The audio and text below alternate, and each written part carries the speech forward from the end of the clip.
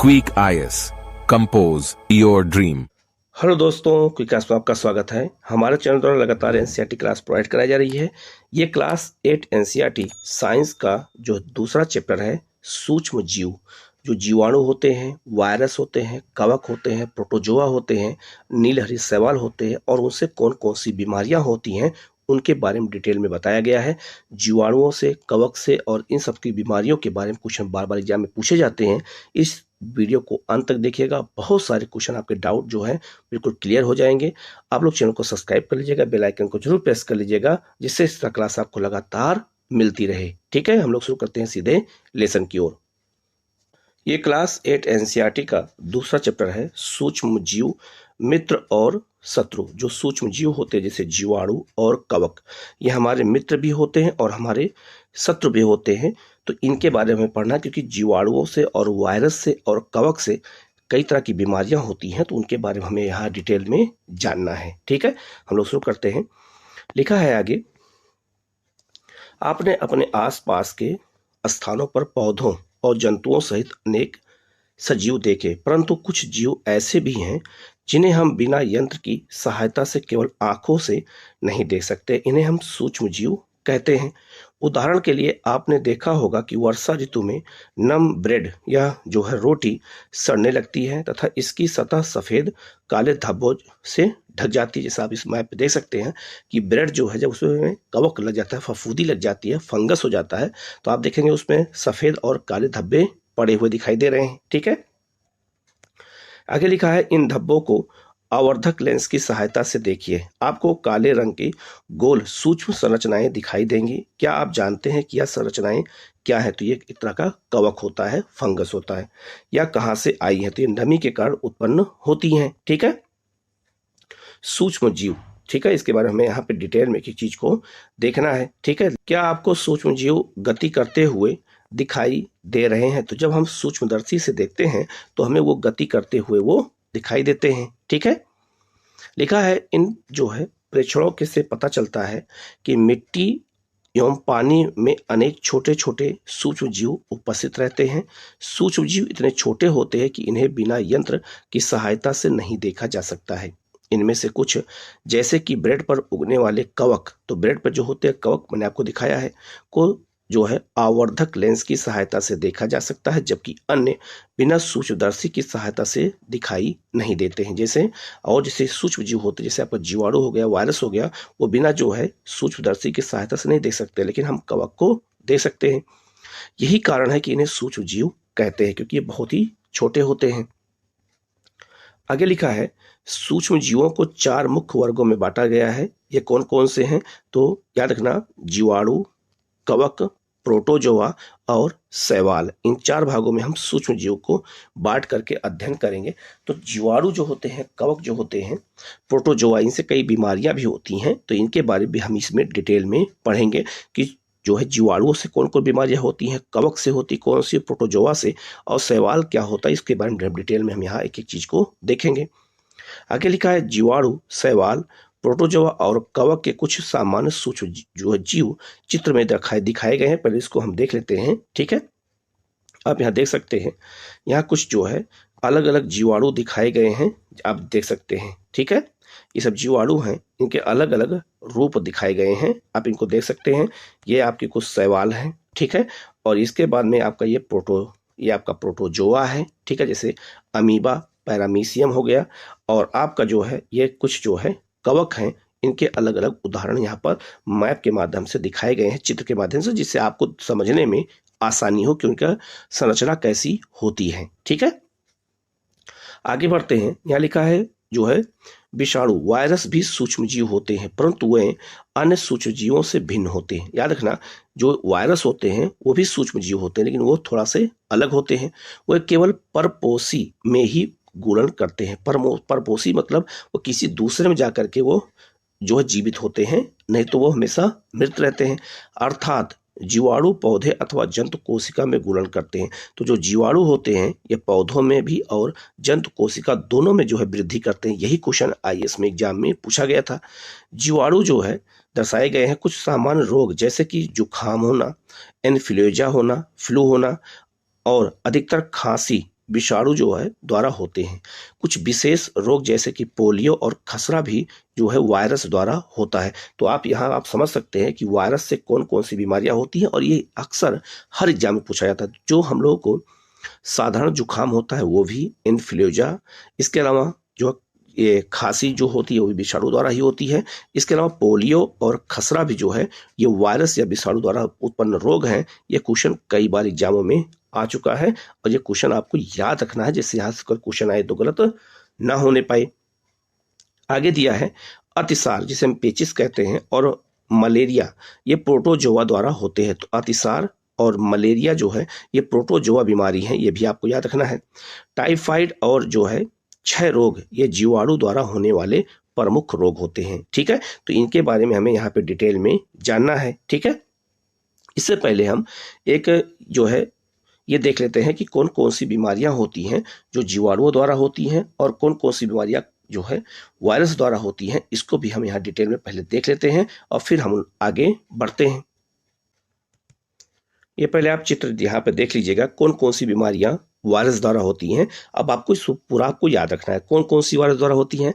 तो एड्स हो गया, डेंगू हो गया, पोलियो हो गया, चेचक हो गया, गलसोद हो गया, खसरा, पीलिया, rabies, hepatitis B, corona, trachoma, और जो है हेपीज, और पीत ज्वार, येलो फीवर। ये 14 बीमारियां ऐसी हैं जो किसके द्वारा होती हैं, वायरस द्वारा होती हैं। अब आप इसको अच्छे से याद रखना, अगर क्वेश्चन आ जाए तो गलत ना होने पाए। ठीक है, इसी तरह से आप ये दूसरा मैप देखिएगा। दूसरा मैप है वायरस जनित बीमारियां कौन कौन सी हैं, ये तो मैंने बता दिया, लेकिन जीवाणु द्वारा कौन कौन बीमारियां हैं अब आप इसको देख लीजिएगा। तो लिखा है बैक्टीरिया द्वारा बीमारियां कौन कौन सी हैं। क्षय रोग हो गया, टिटनेस हो गया, हैजा हो गया, टाइफाइड हो गया, डिप्थीरिया हो गया, प्लेग हो गया, काली खांसी हो गई, निमोनिया हो गया, कुष्ठ रोग हो गया, गोनोरिया हो गया, और सिफिलिस रोग हो गया। तो 11 रोग जीवाणुओं द्वारा होते हैं, मैंने आपको बता दिया, इसको अच्छे से देखिएगा। अब यहां से अगर क्वेश्चन आएगा तो आपका गलत कभी नहीं होगा। ठीक है, इसलिए मैंने इसको एनसीईआरटी में बिल्कुल अलग से जोड़ के आपको बता दिया है। ठीक है, अब हम लोग आगे बढ़ते हैं। ठीक है, ये आपने पूरा मैप देख लिया है, इसको चित्र को देख लिया है कि कौन कौन सी चीजें क्या क्या है, शैवाल कौन है, कवक कौन है, प्रोटोजोआ किसे कहते हैं, ठीक है, और जीवाणु किसे कहते हैं, मैंने आपको सब दिखा दिया है। ठीक है, आगे बढ़ते हैं। ये आपका याद ये संरचना दिखाई दी रही है, ये संरचना वायरस की है। तो वायरस इसी तरह के होते हैं। ठीक है, आगे बढ़ते हैं हम लोग। सूक्ष्म जीव कहाँ रहते हैं। अब हम बात करेंगे जो सूक्ष्म जीव होते हैं वो कहाँ रहते हैं। तो लिखा है सूक्ष्म जीव एक कोशिकीय हो सकते हैं, जैसे कि जीवाणु। क्वेश्चन आया है कि जीवाणु एक कोशिकीय होते हैं कि 2 कोशिकीय होते हैं। तो जीवाणु एक कोशिकीय होते हैं, उनमें एक ही कोशिका होती है, एक से अधिक कोशिका नहीं होती है। तो लिखा है सूक्ष्म जीव एक कोशिकीय हो सकते हैं, जैसे जीवाणु, कुछ शैवाल और प्रोटोजोआ, अथवा बहुकोशिकीय जैसे कि कई शैवाल और कवक। तो याद रखना जो कवक है और कई शैवाल हैं ये बहुकोशिकीय हैं, और एक कोशिकीय का उदाहरण कौन कौन से है। तो जीवाणु हो गया, शैवाल कुछ, और प्रोटोजोआ। तो आपको याद रखना है कि जो प्रोटोजोआ है और जो जीवाणु है ये एक कोशिकीय हैं, और जो बहुकोशिकीय हैं उसमें कवक आते हैं, और दोनों मिलाकर के उदाहरण देखेंगे तो शैवाल जो है दोनों में आ जाएंगे, एक कोशिकीय में भी और बहुकोशिकीय में भी। ठीक है, आगे है यह बर्फीली शीत से उष्ण गर्म स्रोतों तक हर क्षेत्र की हर प्रकार की परिस्थिति में जीवित रहते हैं। यह मरुस्थल और दलदल में भी पाए जाते हैं। यह मनुष्य सहित सभी जंतुओं के शरीर के अंदर भी पाए जाते हैं। कुछ सूक्ष्मजीव दूसरे सजीवों पर आश्रित होते हैं, जबकि कुछ अन्य स्वतंत्र रूप से पाए जाते हैं। अमीबा जैसा सूक्ष्मजीव अकेले रह सकता है, जबकि कवक और जीवाणु समूह में रहते हैं। तो याद रखना जो अमीबा होता है वो अकेले रह सकता है, लेकिन जो कवक होते हैं और जीवाणु होते हैं ये समूह में रहते हैं और किसी के साथ ही रह सकते हैं। आगे है सूक्ष्म जीव और हम। तो लिखा है सूक्ष्म जीवों की हमारे जीवन में महत्वपूर्ण भूमिका है। इनमें से कुछ हमारे लिए लाभदायक होते हैं। तो जब हमने लेसन शुरू किया था तो उसमें बताया था कि सूक्ष्म जीव कुछ मित्र होते हैं और कुछ शत्रु होते हैं। तो कुछ जीवाणु या कुछ सूक्ष्म जीव हमारे लिए लाभदायक भी होते हैं। कैसे, आगे देखते हैं। लिखा है कुछ अन्य हानिकारक और तथा जीवों में रोग के कारक होते हैं। आइए हम विस्तार से इनका अध्ययन करते हैं। आगे लिखा है यहाँ पे जो है मित्रवत सूक्ष्म जीव कौन कौन से हैं, पहले हम इसको देख लेते हैं कि कौन कौन से सूक्ष्म जीव होते हैं और किस प्रकार के होते हैं और हमारे मित्र कैसे होते हैं। तो लिखा है सूक्ष्म जीव विभिन्न कार्यों में जो है उपयोग किए जाते हैं। इनका उपयोग दही बनाने में, ब्रेड बनाने में और केक बनाने में किया जाता है। तो कुछ सूक्ष्म जीव ऐसे होते हैं जो दही, ब्रेड और केक बनाने में योगदान देते हैं। ठीक है। प्राचीन काल से ही सूक्ष्म जीवों का उपयोग अल्कोहल बनाने में भी किया जाता रहा है। और याद रखना, जो सिरका होता है, सिरका बनाने में भी जो है किसका उपयोग होता है, तो सूक्ष्म जीवों का होता है। आगे बढ़ते हैं। पर्यावरण को स्वच्छ रखने के लिए भी जो है इनका उपयोग किया जाता है। उदाहरण के लिए कार्बनिक अपशिष्ट, सब्जियों के छिलके, जंतु अवशेष जो है आदि का जो अपघटक जीवाणुओं द्वारा ही किया जाता है तथा हानि रहित पदार्थ बनते हैं। स्मरण कीजिए कि जीवाणुओं का उपयोग औषधि उत्पादन और कृषि में मृदा की उर्वरकता में वृद्धि करने के लिए किया जाता है। इससे नाइट्रोजन स्थिरीकरण होता है। तो जो नाइट्रोजन होता है वो हमारे मिट्टी में वायुमंडल से कैसे मिलता है, तो जो फलीदार, जो दलहन के पौधे होते हैं उनके जो जड़ों में जीवाणु पाए जाते हैं वही नाइट्रोजन को वायुमंडल से मिट्टी में मिलाने का काम करते हैं। तो मिट्टी की उर्वरकता को बनाए रखने के लिए भी जीवाणु बहुत ही महत्वपूर्ण है। आगे लिखा है दही और ब्रेड का बनाना। आप जो है क्लास जो है 7 में मतलब पढ़ चुके हैं कि जीवाणु जो है दूध को दही में परिवर्तित कर देते हैं, जिसे हम लैक्टिक अम्ल कहते हैं, लैक्टिक बैक्टीरिया होता है। आगे लिखा है दही में अनेक सूक्ष्म जीव पाए जाते हैं जिनमें जो है लैक्टोबैसिलस नामक जीवाणु प्रमुख है। ये क्वेश्चन कई बार एग्जामों में आ चुका है, बीपीएससी में, यूपीपीसीएस में और आईएएस में भी, कि कौन सा ऐसा सूक्ष्म जीव होता है, जीवाणु होता है जो दूध को दही में बदल देता है। तो दूध को दही में बदलने वाला जीवाणु कौन है, लैक्टोबैसिलस है। ये क्वेश्चन कई बार एग्जामों में आया हुआ है। ठीक है, तो आप याद रखना लैक्टोबैसिलस जीवाणु किसके लिए इंपॉर्टेंट है, तो याद रखना दूध को दही में परिवर्तित कर देता है। वह दूध में जनन कर उसे दही में परिवर्तित कर देते हैं। जीवाणु पनीर, चीज, जो है अचार, अनेक खाद्य पदार्थों के उत्पादन में सहायक होते हैं। रवा, सूजी, इडली और भटूरे का एक महत्वपूर्ण संगठक दही है। क्या आप अनुमान लगा सकते हैं कि ऐसा क्यों है? तो याद रखना, इन जो चाहे रवा बना हो, इडली बना हो, चाहे वो आपका भटूरे बना हो, सब में दही का उपयोग होता है।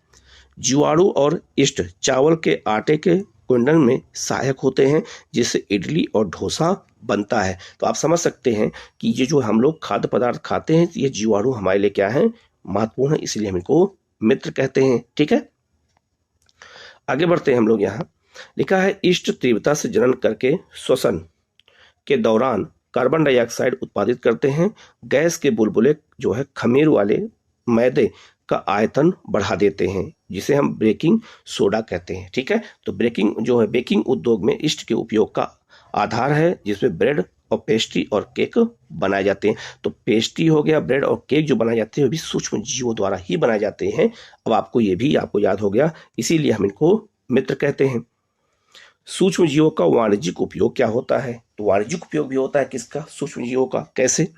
लिखा है बड़े पैमाने पर अल्कोहल, शराब और एसिटिक एसिड के उत्पादन में सूक्ष्म जीवों का उपयोग किया जाता है। अब आपको इसी से क्वेश्चन आपको मिल जाएगा कि अल्कोहल में और शराब में और एसिटिक जो है अम्ल एसिड में किसका उपयोग होता है, तो सूक्ष्म जीवों का होता है। जौ, गेहूं, चावल और फलों के रस में उपस्थित प्राकृतिक शर्करा में यीस्ट द्वारा अल्कोहल और शराब का उत्पादन किया जाता है। तो यीस्ट भी क्या है, एक तरह का जो है सूक्ष्म जीव है और जो अल्कोहल और शराब के उत्पादन में योगदान देता है, जिससे हम वाणिज्यिक उपयोग कर सकते हैं और लोग उसको बेचते हैं। आगे लिखा है यह गंध अल्कोहल की है जो चीनी के अल्कोहल में परिवर्तित होने के कारण बनता है। चीनी के अल्कोहल में परिवर्तन की यह प्रक्रिया क्विंडन अथवा जो है फर्मेंटेशन कहलाता है। ठीक है, और लुईस पास्चर ने जो है क्विंडन की खोज की थी 1857 में की थी। अब आपको ये भी याद रखना है। ठीक है, आगे लिखा है जब कभी आप बीमार पड़ते हैं तो डॉक्टर आपको जो है पेनिसिलिन का इंजेक्शन देते हैं अथवा कोई अन्य प्रतिजैविक की गोली अथवा कैप्सूल देते हैं।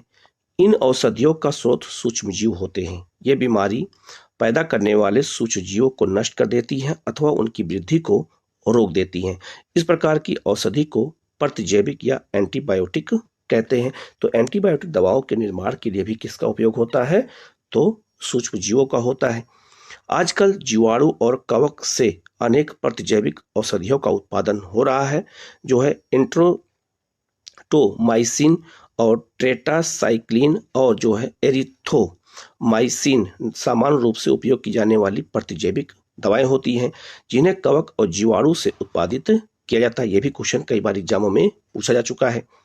किसी विशिष्ट प्रकार के सूक्ष्म जीवों का संवर्धन करके प्रतिजैविक का उत्पादन किया जाता है, जिन्हें अनेक रोगों की चिकित्सा में उपयोग किया जाता है। ठीक है, आगे लिखा है सन 1929 में एलेक्जेंडर फ्लेमिंग जीवाणु रोगों से बचाव हेतु एक संवर्धन का प्रयोग कर रहे थे। अचानक उन्होंने संवर्धन तस्तरी पर हरे रंग के फफूंद के छोटे बीजाणु देखे। उन्होंने पाया कि यह फफूंद जीवाणु की वृद्धि को रोकते हैं। यह तथ्य पाया कि बहुत सारे जीवाणु फफूंद द्वारा मारे गए। इस प्रकार फफूंद से जो है पेनिसिलिन नामक दवाई बनाई गई। ठीक है, तो पेनिसिलिन नामक जो दवा बनाई गई है इंजेक्शन, वो किसके द्वारा बनाया गया? तो वो जो है जीवाणुओं और फफूंद के द्वारा बनाया गया। ठीक है, आगे बढ़ते हैं। लिखा है पशु आहार और कुक्कुट आहार में, कुक्कुट मतलब होता है मुर्गी पालन में भी प्रतिजैविक मिलाए जाते हैं, जिसका उपयोग पशुओं में सूक्ष्म जीवों का संचरण रोकना होता है। आगे लिखा है प्रतिजैविक मतलब जो है एंटीबायोटिक का उपयोग कुछ पौधों के रोग नियंत्रण के लिए भी किया जाता है। तो पौधों के रोगों को नियंत्रण करने के लिए भी हमें किसका उपयोग करते हैं? हम जीवाणुओं का या सूक्ष्म जीवों का।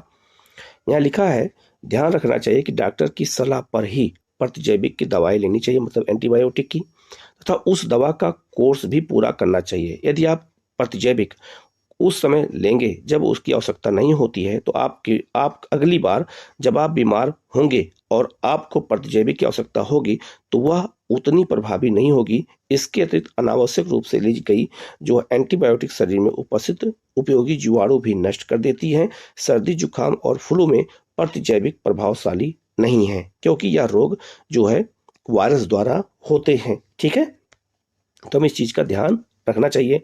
अब बात करते हैं वैक्सीन या टीका का। तो लिखा है जो है यहाँ शिशु और बच्चों को टीका क्यों लगाया जाता है, यह क्वेश्चन जो है बच्चे ने पूछा।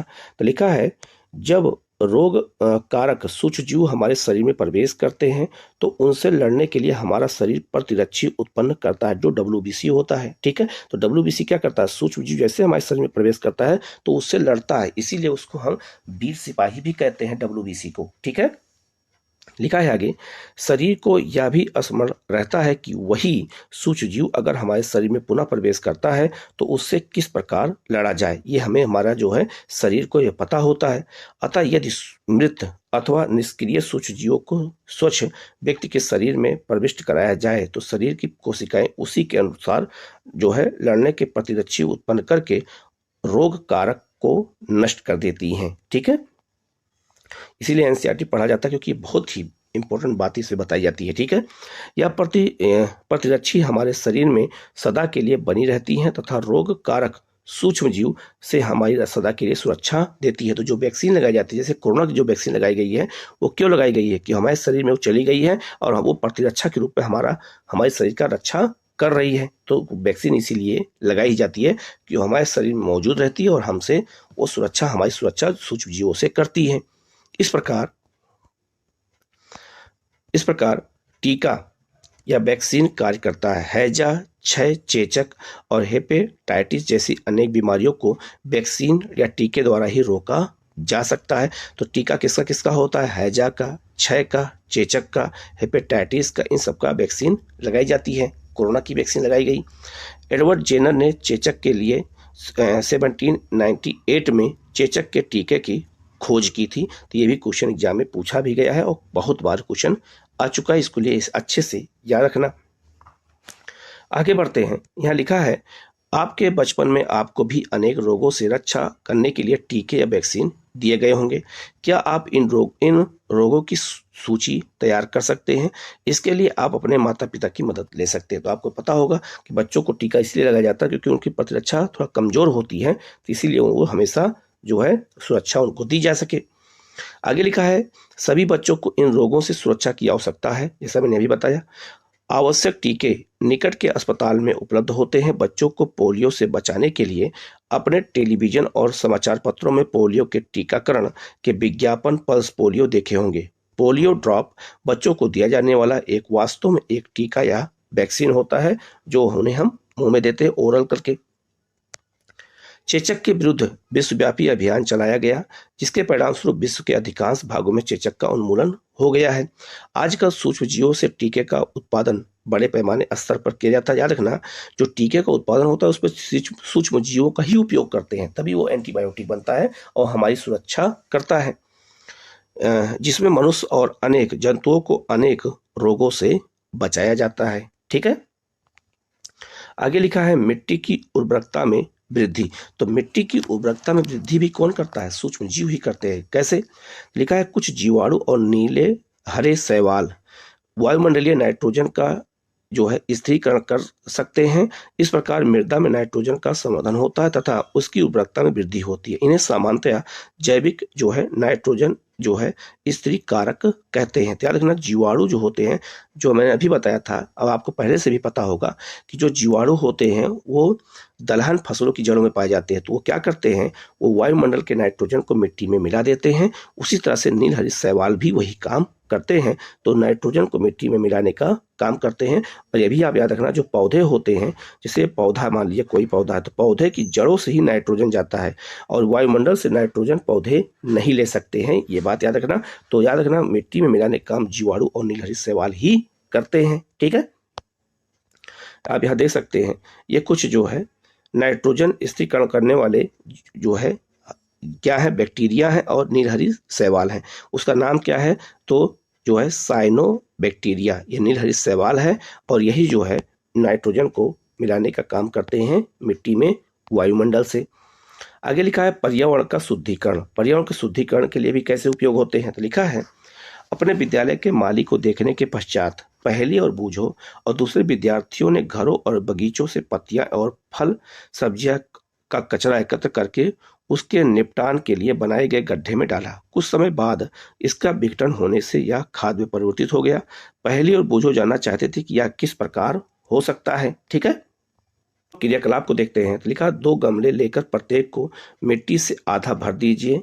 उन्हें ए और बी में चिन्हित कीजिए। एक गमले में पौधों का कचरा भर दीजिए और बी में पॉलिथीन की थैली, कांच और जो है खाली बोतलें, प्लास्टिक के टूटे खिलौने इत्यादि को डाल दीजिए। और कुछ दिन के बाद उसको अगर हम दोबारा देखेंगे तो क्या होगा? तो याद रखना, जो ए वाला होगा जिसपे कचरे भरे हैं वो तो अपघटित हो जाएगा, लेकिन जो प्लास्टिक है वो अपघटित नहीं होगा, इसीलिए उसे हम अजैविक तत्व कहते हैं। तो लिखा है क्या आपको दोनों गमलों की वस्तुओं में कोई अंतर दिखाई देता है? यदि हाँ, तो क्या अंतर परिलक्षित होता है? आप देखेंगे कि गमला ए का पादप अपशिष्ट का अपघटन हो जाता है। वह कैसे होता? तो सूक्ष्म जीवों के द्वारा होता है। ठीक है, तो आगे लिखा भी है कि सूक्ष्म जीवों द्वारा पादप अपशिष्ट का अपघटन कर उसे खाद में बदल दिया गया है। इस प्रक्रिया में बने पोषक पौधों द्वारा पुनः उपयोग किए जाते हैं। क्या आप ध्यान दिया होगा कि गमला बी के पॉलिथीन की थैली, कांच की खाली बोतलें और खिलौने के टूटे हुए टुकड़ों में इस प्रकार का परिवर्तन नहीं हुआ है। सूक्ष्म जीव उन पर क्रिया करके खाद में परिवर्तित नहीं कर सकते हैं, इसीलिए हम पॉलिथीन को और कांच को, इनको हम अजैविक तत्व कहते हैं या अजैविक पदार्थ होते हैं जो ये परिवर्तित नहीं हो सकते हैं। ठीक है, आगे लिखा है आप अक्सर बड़ी मात्रा में मृत जीवों को सड़ते हुए पादप और कभी कभी सड़ते हुए जंतुओं के रूप में देखते हैं। आप देखते हैं कि कुछ समय बाद वह विलुप्त हो जाते हैं। इसका मुख्य कारण यह है कि सूक्ष्म जीव मृत जैविक अपशिष्ट का अपघटन करके उन्हें सरल पदार्थों में परिवर्तित कर देते हैं। यह पदार्थ अन्य पौधों और जंतुओं द्वारा पुनः उपयोग कर लिए जाते हैं, तो इनका अपघटन कर लिया जाता है। इसलिए सूक्ष्म जीवों को हम पर्यावरण का सफाई कर्मी भी कहते हैं। इस प्रकार हानिकारक और जो है दुर्गंध युक्त पदार्थों का निम्नीकरण करने के लिए हम सूक्ष्म जीवों का उपयोग करके पर्यावरण का शुद्धिकरण कर लेते हैं। इसीलिए हम याद रखना, सूक्ष्म जीवों को क्या मानते हैं? इन्हें हम पर्यावरण का सफाई कर्मी कहते हैं। ठीक है, अब आते हैं हम लोग हानिकारक सूक्ष्म जीव की ओर। कुछ हानिकारक सूक्ष्म जीव होते हैं जो हमें तरह तरह की रोगों से प्रभावित कर देते हैं। तो क्या होते हैं? तो लिखा है सूक्ष्म जीव अनेक प्रकार से हानिकारक हैं। कुछ सूक्ष्म जीव मनुष्य, जंतुओं और पौधों में रोग उत्पन्न करते हैं।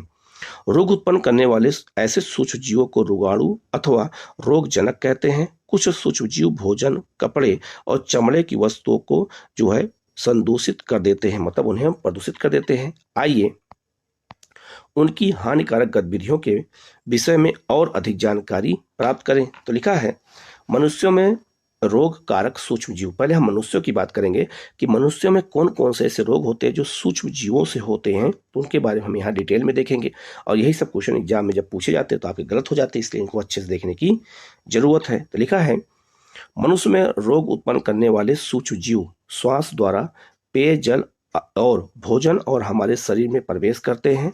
संक्रमित व्यक्ति अथवा जंतु के सीधे संपर्क में आने पर भी रोग का संचरण हो जाता है। सूक्ष्म जीवों द्वारा होने वाले ऐसे रोग जो एक संक्रमित व्यक्ति से स्वच्छ व्यक्ति में वायु, जल और भोजन अथवा कायिक संपर्क द्वारा फैलते हैं। मतलब ये वाहक होते हैं जो वायरस जो सूक्ष्म जीवों को एक मनुष्य से दूसरे मनुष्य में ले जाते हैं, संचरणीय रोग कहलाते हैं। इस प्रकार के रोगों के कुछ उदाहरण हैं जैसे हैजा, सामान्य सर्दी जुकाम, चिकन पॉक्स और क्षय रोग। ये इस संपर्क के माध्यम से, और याद रखना ये किसी न किसी माध्यम से जो है एक दूसरे व्यक्ति को प्रभावित करते हैं, चाहे वो वायु हो जाए, जल हो जाए, भोजन हो जाए या फिर कोई और संपर्क हो जाए। ठीक है, आगे लिखा है जब जुकाम से पीड़ित कोई व्यक्ति छींकता है तो सूक्ष्म बूंदों के साथ हजारों रोग कारक वायरस जो है विषाणु भी वायु में आ जाते हैं। यह वायरस श्वास के साथ ली जाने वाली वायु के साथ हमारे शरीर में प्रवेश कर जाते हैं, तो दूसरे व्यक्ति को भी क्या हो जाता है, जुकाम हो जाता है।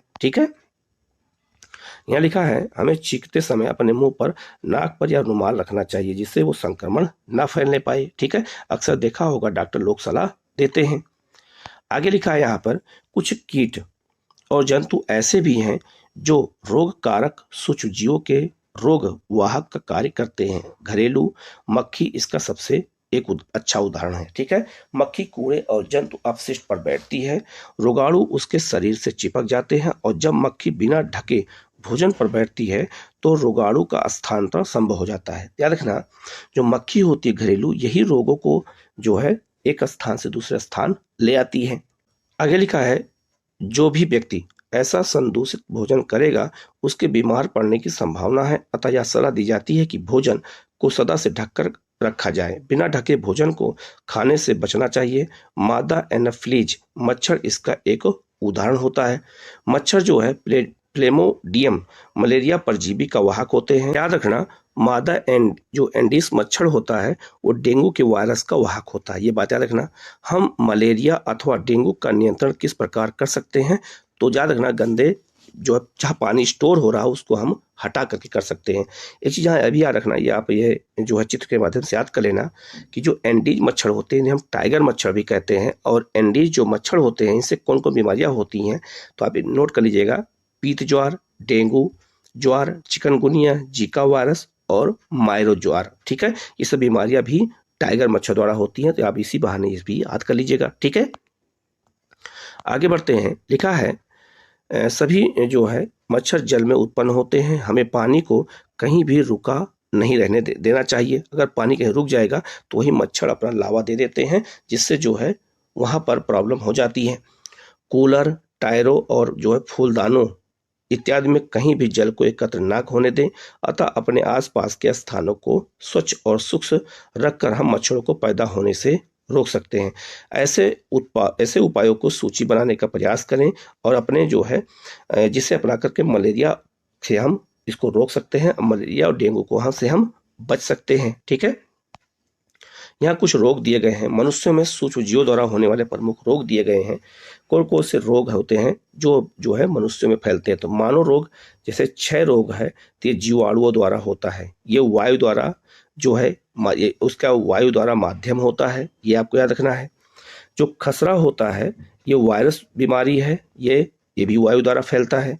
चिकन पॉक्स ये वायरस होता है और वायु और सीधे संपर्क में फैलता है। पोलियो ये भी वायरस होता है और वायु और जल द्वारा होता है। तो रोगी व्यक्ति को पूरी तरह से अन्य व्यक्तियों से अलग रखना, रोगी की व्यक्तिगत वस्तुओं को अलग रखना, उचित समय पर टीकाकरण करना, इससे जो है इन बीमारियों से बचा जा सकता है। ठीक है, आगे दिया है हैजा। हैजा जो है वह जीवाणुओं द्वारा होता है, जल और भोजन इसके वाहक होते हैं। टाइफाइड जो होता है ये जीवाणु रोग होता है और ये जल द्वारा फैलता है। हेपेटाइटिस ए ये वायरस होता है और ये जल द्वारा होता है। और मलेरिया प्रोटोजोआ होता है, ये मच्छर द्वारा होता है। ठीक है, अब याद रखना जो ये होते हैं ये व्यक्तिगत स्वच्छता और अच्छी आदतों को अपनाना, भली भांति पके भोजन, उबला पेयजल और टीकाकरण द्वारा हो सकता है। जबकि जो हेपेटाइटिस ए जो होता है वो उबले हुए पेयजल का उपयोग करने से ये बीमारी दूर हो सकती है। जबकि मलेरिया के लिए जो है मच्छरदानियों का प्रयोग करें, मच्छर भगाने वाले रसायन का प्रयोग करें, कीटनाशक का छिड़काव और मच्छर के प्रजनन रोकने के लिए जल को किसी भी स्थान पर एकत्र न होने दें। अब यही क्वेश्चन एग्जाम में बार बार पूछे जाते हैं, जितने अच्छे से यहाँ दे दिया गया है आप इसको अच्छे से करेंगे तो आपके सारे क्वेश्चन सही हो जाएंगे। ठीक है, यहाँ पे दिया गया है मनुष्य में होने वाले कुछ सामान्य रोग, उनके फैलने और रोकने के कुछ उपाय इसमें दिए गए हैं। आप इनको अच्छे से देख लीजिएगा जो मैंने आपको समझा दिया है। हम लोग आगे बढ़ते हैं। जंतुओं में रोग कारक जीवाणु क्या होते हैं?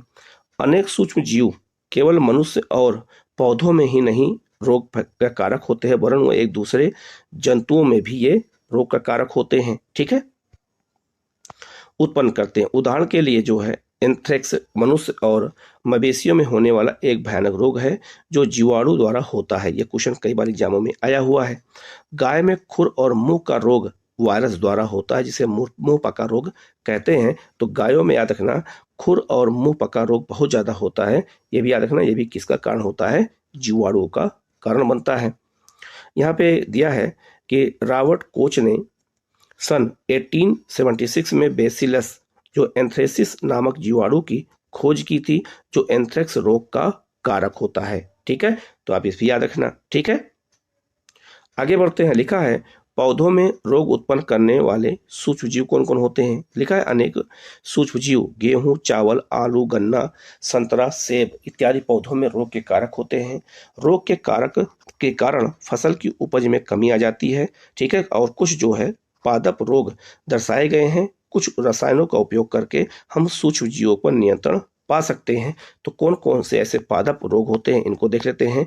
यहाँ पर एक टेबल में दिया गया है। जैसे ये भी क्वेश्चन बहुत बार आ चुका है। एक पादप है आपका नींबू क्रैकर, इसमें जीवाणु द्वारा रोग होता है और वाहक वायु होती है। गेहूं का रस्ट रोग, यह क्वेश्चन बहुत बार आ चुका है। गेहूं का रस्ट रोग यह कवक द्वारा होता है और वायु और बीज द्वारा इसका संचरण होता है। ठीक है, आगे है भिंडी की पीत। भिंडी की जो पीत होती है वो वायरस द्वारा और उसके लिए कीट जिम्मेदार होता है। यह भी क्वेश्चन कई बार एग्जामों में आ चुका है। ठीक है, अब हम बात करेंगे खाद्य विषाक्तन जो है फूड पॉइजनिंग क्या होता है। बोझो के एक मित्र ने उसे एक पार्टी में आमंत्रित किया।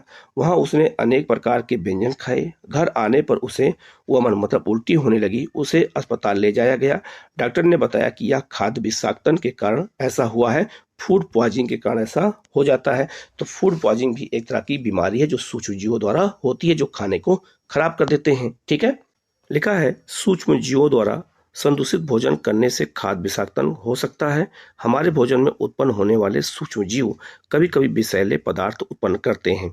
यह भोजन को विषाक्त कर बना देते हैं, जिसके सेवन से व्यक्ति भयंकर रूप से रोगी हो सकता है अथवा कभी कभी उसकी जो है मृत्यु भी हो सकती है। अतः यह आवश्यक है कि हम भोजन को संदूषित होने से बचाएं।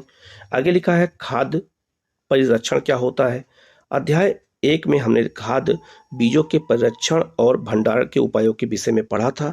हम पके हुए भोजन का घर पर परिरक्षण किस प्रकार कर सकते हैं। आप जानते हैं कि खुले और नम स्थान पर रखी ब्रेड पर कवक आक्रमण कर देते हैं। सूक्ष्म जीव हमारे भोजन को संदूषित कर देते हैं और संदूषित भोजन जो है से दुर्गंध आने लगती है। इसका स्वाद भी खराब हो जाता है और रंग रूप में भी परिवर्तन आ जाता है। क्या भोजन का संदूषण एक जो है रासायनिक अभिक्रिया है? तो बिल्कुल रासायनिक अभिक्रिया है जिसके द्वारा जो है हमारा भोजन खराब हुआ है। पहली ने कुछ आम खरीदे परंतु कई दिनों तक वह उन्हें नहीं खा पाई। बाद में उसने देखा कि वे सड़ गए, परंतु वह जानना चाहती थी कि उसकी दादी द्वारा बनाया गया आम का अचार काफी समय तक संदूषित नहीं होता है, मतलब वो खराब क्यों नहीं होता है। वह भ्रमित है। आइए हम खाद्य परिरक्षण के कुछ जो है उदाहरण को देखते हैं। ठीक है, आगे बढ़ते हैं। लिखा है सामान्य तरीकों का अध्ययन करें जिनका उपयोग हम अपने घरों में करते हैं। हमें इन्हें सूक्ष्म जीवों से बचाव के उपाय करना चाहिए। अब आते हैं रासायनिक उपाय। नमक और खाद्य तेल का उपयोग सूक्ष्म जीवों की वृद्धि रोकने के लिए सामान्य रूप से किया जाता है। याद रखना, सूक्ष्म जीवों की वृद्धि को रोकने के लिए खाद्य तेल और नमक का ही उपयोग करते हैं। तो जब अचार बनाते हैं तो उसमें नमक और खाद्य तेल दोनों डालते हैं, इसीलिए जो है वो अचार खराब नहीं होता है। अतः उन्हें परिरक्षण कहते हैं। हम नमक अथवा खाद्य अम्ल का प्रयोग अचार बनाने में करते हैं जिससे सूक्ष्म जीवों की वृद्धि नहीं होती है। सोडियम बेंजोएट और सोडियम जो है मेटाबाइसल्फाइड सामान्य परिरक्षक हैं। जैम और जो है स्लोबेस बनाने में इन रसायनों का उपयोग संदूषित होने से बचाते हैं। नमक द्वारा परिरक्षण कैसे होता है? सामान्य नमक का उपयोग मांस और मछली के परिरक्षण के लिए काफी लंबे समय अरसे से किया जा रहा है। जीवाणु की वृद्धि रोकने के लिए मांस और मछली को सूखे नमक से ढक देते हैं। नमक का उपयोग आम, आंवला और इमली के परिरक्षण में भी किया जाता है। चीनी का द्वारा परिरक्षण कैसे होता है? जैम, जेली और जो है स्क्वैश का परिरक्षण चीनी द्वारा किया जाता है। चीनी के प्रयोग, यहाँ पे क्वेश्चन पूछा सकता है, आपको याद रखना है। चीनी के प्रयोग से खाद्य पदार्थों की नमी में कमी आती है और संदूषण करने वाले जीवाणु की वृद्धि को नियंत्रित करता है। तेल और सिरके के द्वारा परिरक्षण कैसे होता है? तेल और सिरके का उपयोग अचार को संदूषण से बचाने में किया जाता है क्योंकि इसमें जीवाणु जीवित नहीं रह सकते हैं।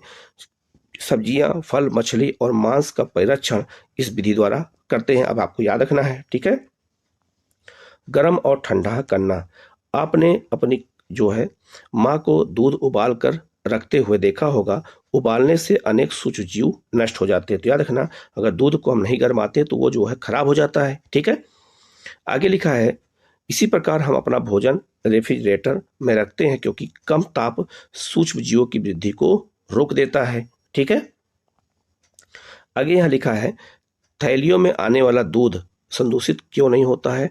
मेरी माँ ने बताया कि यह दूध जो है पाशीकरण द्वारा होता है। मतलब उनको तेजी से पहले गर्म करते हैं और अचानक ठंडा कर देते हैं, तो उसे हम क्या कहते हैं? पाश्चरीकृत कहते हैं। लिखा है पाश्चरीकृत दूध को बिना उबाले इस्तेमाल किया जा सकता है क्योंकि यह सूक्ष्म जीवों से मुक्त होता है। इसके लिए दूध को 70 सेंटीग्रेड पर 15 से 30 सेकंड के लिए गर्म करते हैं, फिर एकाएक ठंडा कर उसका भंडारण कर लेते हैं। ऐसा करने से सूक्ष्म जीवों की वृद्धि रुक जाती है और इस प्रक्रिया की खोज लुई पाश्चर नामक वैज्ञानिक ने की थी, इसीलिए इसे पाश्चरीकरण कहते हैं। ये भी क्वेश्चन एग्जाम में कई बार आ चुका है। आगे लिखा है भंडारण और पैकिंग।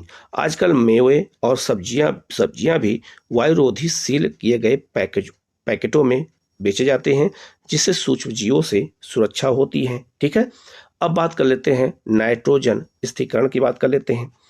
आपने कक्षा जो है 6 में और 7 में राइजोबियम जीवाणु के बारे में पढ़ा है जो है लेग्यूम पौधों दलहन में नाइट्रोजन स्थिरीकरण में सहायक होते हैं।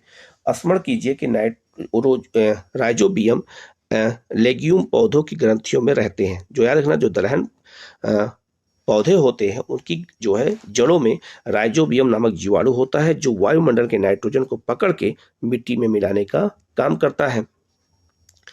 स्मरण कीजिए कि राइजोबियम लेग्यूम पौधों की ग्रंथियों में रहते हैं जैसे सेम और मटर जो एक सहजीविता है। कभी कभी त्वरित विद्युत द्वारा भी नाइट्रोजन का स्थिरीकरण होता है। याद रखना, जो बिजली चमकती है, जब बिजली चमकती है तो उसके द्वारा जो बिजली पृथ्वी पर गिरती है वो भी नाइट्रोजन को मिट्टी में मिलाने का काम करती है। परंतु आप जानते हैं कि नाइट्रोजन की मात्रा वायुमंडल में स्थिर रहती है। आपको आश्चर्य होगा कि यह कैसे संभव है। आइए इसके विषय में अगले भाग में समझते हैं। तो याद रखना, जो नाइट्रोजन मिट्टी मिल रही है तो अचानक से वहां कैसे पहुंच रही है, ठीक है। आप ये देख सकते हैं, ये दलहन पौधे होते हैं जिसे हम लेग्यूम पौधे कहते हैं कि जड़ों में ग्रंथियां होती हैं। तो आप देख सकते हैं यहाँ पे छोटे छोटे जीवाणु होते हैं और यही जीवाणु इन्हें जो है नाइट्रोजन को मिट्टी में मिलाते हैं। आते हैं नाइट्रोजन चक्र किसे कहते हैं। यह क्वेश्चन बहुत बार एग्जामों में पूछा जा चुका है। लिखा है हमारे वायुमंडल में 78% नाइट्रोजन गैस है। नाइट्रोजन सभी सजीवों का आवश्यक संगठक है जो प्रोटीन, पर्णहरित, क्लोरोफिल, न्यूक्लिक एसिड और विटामिन में उपस्थित होता है। पौधे और जंतु वायुमंडलीय नाइट्रोजन का उपयोग सीधे नहीं कर सकते। याद रखना, पौधे और जंतु जो होते हैं वो वायुमंडल के नाइट्रोजन को ग्रहण नहीं कर सकते हैं सीधे, जबकि वायुमंडल में नाइट्रोजन 78% है। ठीक है। मिट्टी में उपस्थित जीवाणु और नीले हरे शैवाल वायुमंडलीय नाइट्रोजन का स्थिरीकरण करके नाइट्रोजन यौगिकों में परिवर्तित कर देते हैं।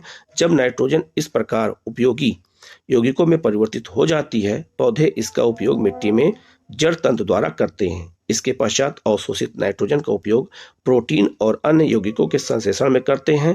पौधों पर निर्भर करने वाले जंतु उसमें प्रोटीन और अन्य नाइट्रोजनी यौगिक प्राप्त कर लेते हैं, जैसा भी अभी चित्र में आगे बताया गया है। आगे लिखा है, पौधों और जंतुओं की मृत्यु के बाद मिट्टी में उपस्थित जीवाणु और कवक नाइट्रोजनी अपशिष्ट को नाइट्रोजनी यौगिक में परिवर्तित कर देते हैं, जो पौधों द्वारा पुनः उपयोग होता है। कुछ विशिष्ट जीवाणु नाइट्रोजनी यौगिक को नाइट्रोजन गैस में परिवर्तित कर देते हैं, जो वायुमंडल में चली जाती है और परिणामतः वायुमंडल में नाइट्रोजन की मात्रा स्थिर रहती है। तो जितना वायुमंडल में नाइट्रोजन होता है वो पुनः वहीं पर आ जाता है। अब आप यह देख सकते हैं, ये नाइट्रोजन वायुमंडल का नाइट्रोजन है। ये मिट्टी में मिला कैसे? मिट्टी में उपस्थित नाइट्रोजन का यौगिक यह आया कैसे? तो पहले लिखा है तड़ित द्वारा नाइट्रोजन स्थिरीकरण। तो जो बिजली चमकती है तो उसके द्वारा भी नाइट्रोजन आके मिट्टी में मिलता है। ठीक है। इसके बाद वायुमंडलीय नाइट्रोजन जीवाणुओं द्वारा नीले हरे शैवाल द्वारा भी लाए जाते हैं और जीवाणु उनका परिवर्तित कर देते हैं, लाके मिट्टी मिला देते हैं। और फिर जो है इसके अलावा पौधों द्वारा अवशोषण हो जाता है इनका, और जंतुओं द्वारा पौधों को खाया जाता है तो उससे भी नाइट्रोजन जाता है, और यहाँ फिर जो है जीवाणु द्वारा फिर वायुमंडल में चला जाता है। ठीक है। हमने क्या सीखा? तो यहाँ लिखा है, सूक्ष्म जीव अत्यंत छोटे होते हैं तथा बिना यंत्र की सहायता से अकेली जो है आंखों से दिखाई नहीं देते हैं।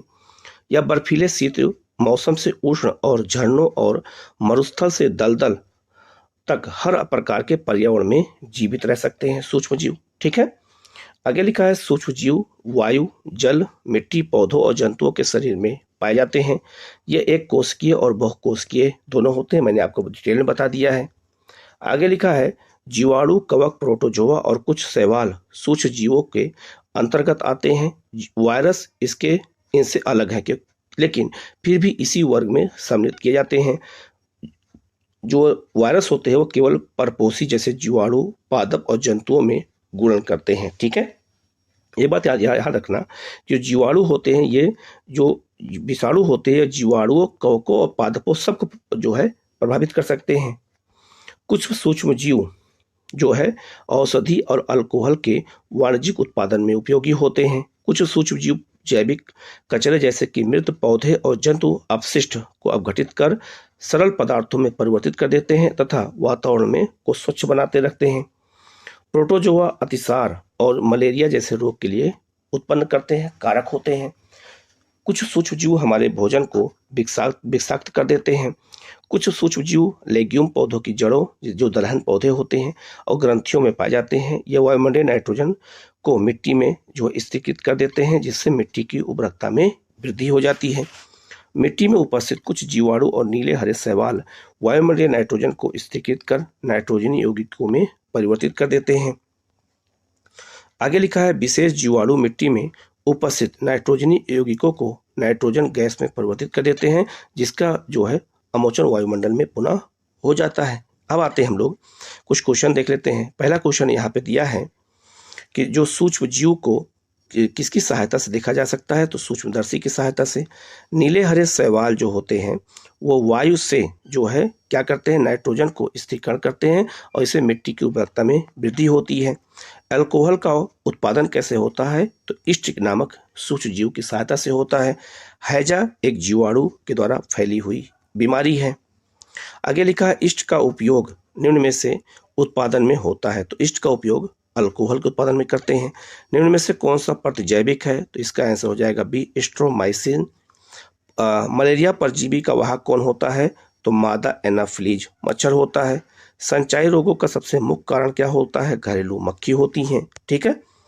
ब्रेड और इडली फूल जाती हैं, इसका कारण क्या होता है? तो इसका कारण क्या होता है? ईस्ट कोशिकाओं की वृद्धि हो जाती है। चीनी को अल्कोहल में परिवर्तित करने से कौन सा क्या होता है? तो क्विंटन होता है। ठीक है।